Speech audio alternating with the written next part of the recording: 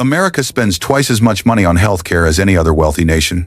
And somehow, Americans are living shorter lives than people in countries that spend half as much. That's the paradox the world keeps asking. How does the richest nation on earth pay the most, yet get the least? Look at the numbers. Canada pays far less per person.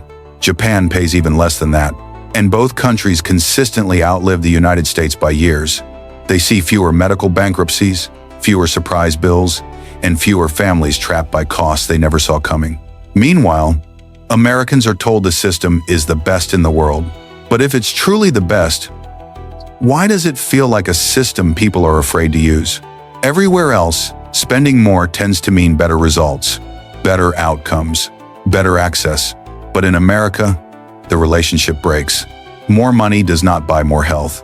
It buys more layers, more complexity, more middlemen, and more opportunities for prices to rise without explanation. Walk into an ER and you'll understand instantly.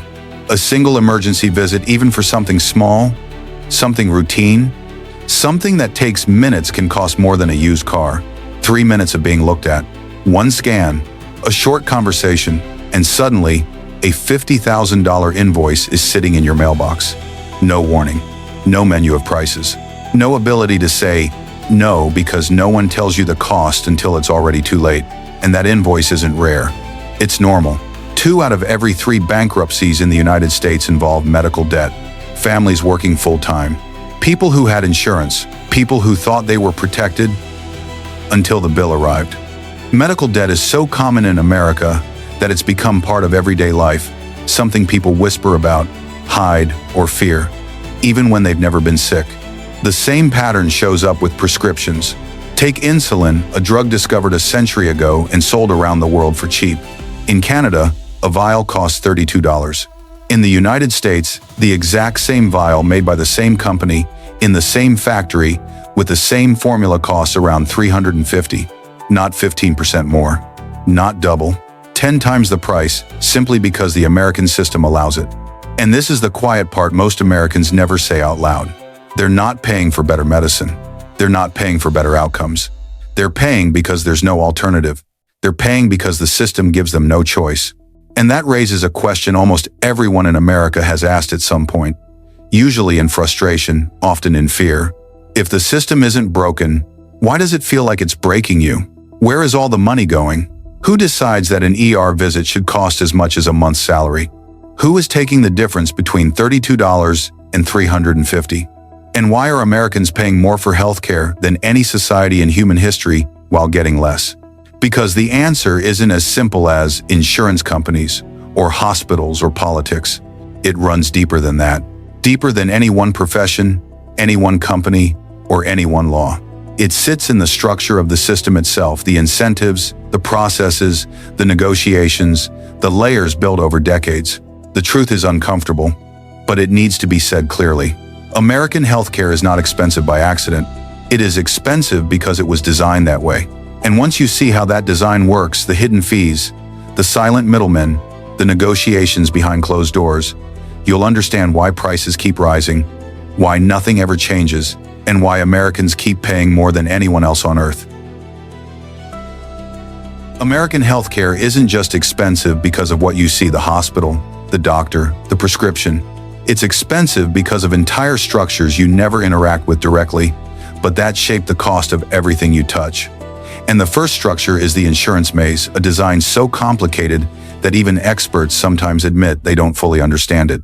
Most countries have one kind of coverage. America has 3. Private insurance, employer insurance, and government insurance like Medicare and Medicaid. 3 layers, 3 sets of rules. 3 different negotiations happening behind the scenes every time you step into a clinic. And complexity is expensive. Administrative costs in the United States are 4 times higher than in Europe.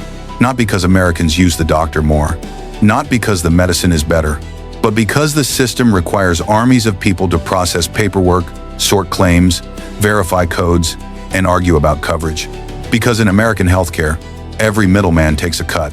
Billing departments, coding specialists, insurance adjusters, third-party review teams. None of them provide actual medical care, but every one of them adds cost. And those billing codes? There are tens of thousands, each with microscopic differences. One code pays more, another pays less, another requires special approval. This code-driven world generates invisible costs, time, labor, appeals, denials, all paid for by the patient in the end. And here's the incentive no one likes to talk about. Insurance companies don't make money by paying claims. They make money by denying them. Every claim they don't pay is profit. That's trap number one. Trap number two is what hospitals have quietly become.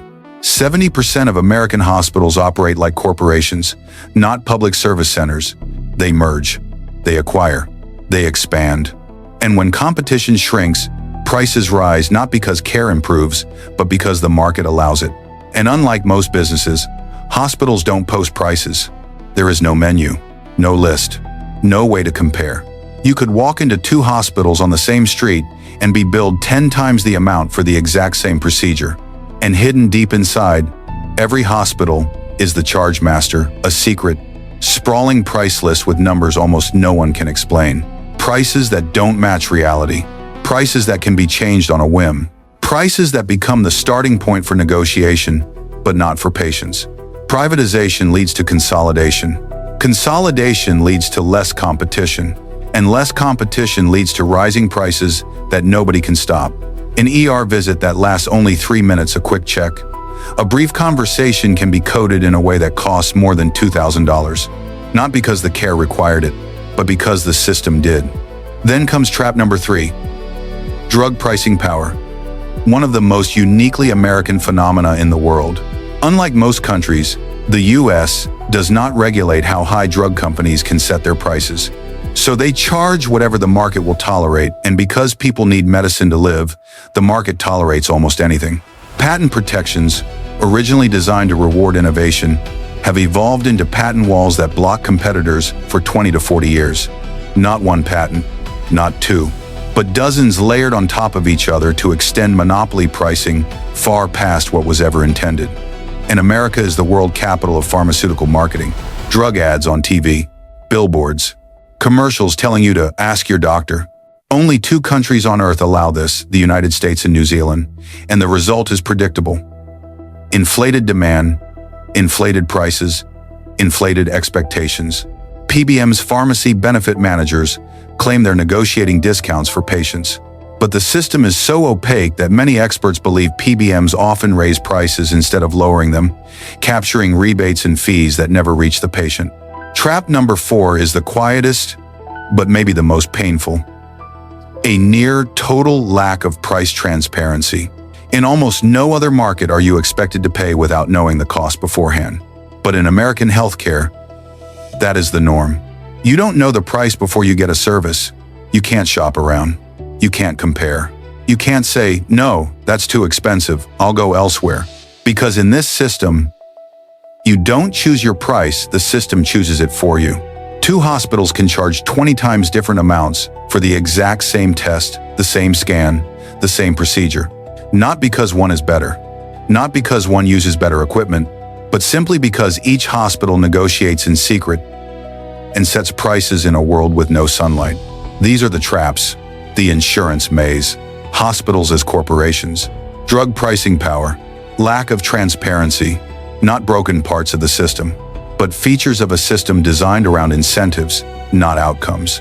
And the deeper you go into these traps, the more one realization becomes impossible to ignore. American healthcare is not expensive because of one bad actor or one policy mistake. It's expensive because every layer of the system benefits when prices rise, and almost no one benefits when prices fall. American healthcare doesn't become the most expensive in the world because one part is broken. It becomes expensive because every part is aligned around the wrong incentives. And the first incentive problem starts with the patient. Most Americans never pay the full price of care directly. Insurance pays, employers pay, government programs pay. And when you don't pay directly, you don't behave like a consumer. You behave like someone hoping nothing goes wrong. Patients don't ask for prices. They don't compare. They don't negotiate, because the system never gave them the tools to do any of that. Doctors, meanwhile, aren't free to simply treat patients. They are bound to billing codes, prior authorizations, reimbursement tables, and insurance rules. Their decisions live inside a maze of financial constraints they did not design. Providers don't optimize for efficiency, they optimize for revenue, because the system rewards volume, complexity, and billable procedures, not outcomes. And that's why economists say, healthcare is not a marketplace, it's a negotiation battlefield. America spends 18% of its GDP on healthcare, more than any society in human history, yet sees outcomes that don't come close to matching that level of spending. That's the incentive problem. To understand the next breakdown, you have to go back to World War II. During the wartime wage freeze, companies couldn't raise salaries, so they offered health insurance as a benefit instead. That decision shaped the next 80 years. And the consequence is brutal. Lose your job, lose your insurance. A uniquely American fear. Premiums rise faster every year than wages. Employers shoulder enormous costs. Workers watch their paychecks shrink as more money is carved out for insurance. And businesses facing soaring healthcare bills cannot raise wages, even when they want to, because healthcare eats the raise before employees ever see it. American workers end up trapped between wage stagnation and rising medical costs, a cycle that no single company can fix. Behind every doctor, every hospital, every clinic, there is a hidden workforce Americans never meet. Billing coders, claim reviewers, auditors, an army of nearly 1 million people whose job is not to provide care, but to manage the complexity of the system. Administrative overhead in the U.S. consumes 25 to 30% of all healthcare spending, the highest in the world. That's not paying for treatment. That's paying for the machinery required to bill for treatment. Complexity becomes a moat, a barrier that protects profit because no patient can navigate it, and no competitor can easily disrupt it. Americans pay more for bureaucracy than for care. And in this system, confusion isn't a bug. It's a business model. America has the best medical technology in the world. But paradoxically, technology often makes healthcare more expensive, not less. New machines, new tools, new procedures. Instead of lowering costs, as they do in every other industry, raise them. Because the incentive is not to reduce cost. The incentive is to bill more. And a new machine is a new billing opportunity. Defensive medicine adds another layer. Doctors order extra scans and extra tests, not because they're always needed, but because the legal system punishes the slightest risk. And America's liability structure is unlike any other nation. It drives premiums up, drives fear up, and creates a system where over-testing feels safer than under-testing. Across the country, large health systems are buying small hospitals. When they do, choices shrink. And when choices shrink, prices rise. Consolidation gives big systems the power to set any price the market will tolerate, because the market no longer has meaningful alternatives. PBMs merge and consolidate as well, stacking layers between drug makers and patients in ways that inflate prices instead of controlling them. Insurance companies consolidate too, giving patients fewer choices, weaker bargaining power, and almost no visibility into how prices are set. It's a system engineered so that no one outside the negotiation room ever knows the real price of anything. And when Americans ask why the system doesn't change, the answer is as complex as the system itself. Every major stakeholder has enormous power. Hospitals, insurers, pharmaceutical companies, PBMs, trial lawyers, employer groups, government agencies. And none of them want to give up their share of the revenue. Reform requires touching all of them, which makes reform politically, economically, and structurally overwhelming. Americans see the problem. They feel the problem. But they don't know where to start, because the system is too big, too interconnected, too entrenched. And that leads to the harshest truth of all. The system isn't designed to improve, it's designed to continue. After breaking down the incentives, the billing maze, the technology paradox, and the consolidation trap, the final truth becomes unavoidable. America doesn't have one healthcare system. America has five. Five separate structures layered on top of each other. Private insurance, employer insurance, government programs, hospital networks, and pharmaceutical chains, all operating independently, all billing differently, all negotiating separately. And every time a new layer is added, so is cost. A new bureaucracy, a new middleman, a new set of negotiations that the patient never sees, but always pays for. By Injana Retain, It creates a world where no one is responsible for the total price. Each layer only sees its own slice, never the whole pie. And when no one owns the full cost, no one has a reason to control it. Because the incentives in American healthcare aren't aligned with health, they're aligned with revenue. More billing, more codes, more procedures, more negotiation. And when the incentives are misaligned, the system follows the incentives, not the outcomes. This is why the American healthcare system isn't a failure. It's a system working exactly as it was incentivized. Administrative overhead, an entire universe of people and processes required just to move paperwork. Marketing billions spent convincing consumers to ask for specific drugs. Patent protection, decades of monopoly pricing on medicines created long ago. Consolidation profits, fewer competitors, higher prices, stronger leverage. Negotiation layers, PBMs, insurers, hospital systems, each taking a slice as the price moves from one hand to the next. By the time a drug or service reaches the patient, it has passed through so many layers that the original cost is almost unrecognizable. Other nations set a national price list, transparent, uniform, negotiable at the government level. But America has no such structure. Every price is a negotiation. Every hospital sets its own rates. Every insurer negotiates differently. And every middleman adds their influence and their fee. America chose a system that prioritizes innovation over cost control. A system that values choice, flexibility, and market freedom above predictability.